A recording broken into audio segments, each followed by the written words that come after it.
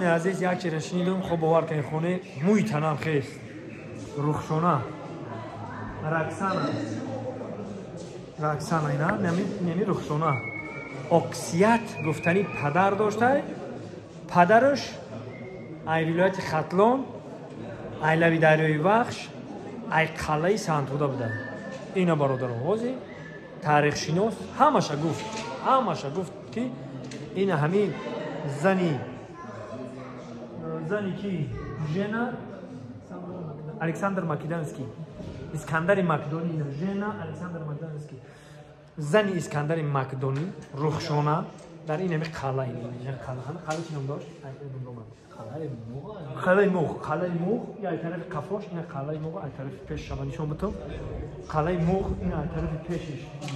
سال 1866 این از طرف پیشش این برادر عزیز حاضی تاریخ شناس گفت که انمی قلعه وقتی که اسکندر مقدونی ضبط کرده میگیره همین تاجیکستان زن میگیره زنش دختر یک پادشاه بوده که همون پادشاه در قلعه سنتوده میشیشته اینا تاریخی که ما فهمیدیم این پیشکشش میکنم زنده و سربلند باشه اما چای بود شانی که درنتر کو زیاد تونل ها چوی زیر زمینی که زیر زمینی برای آبی نه چی کپچو شوی کوبیا بپرسیم نه کوبیا بپرسیم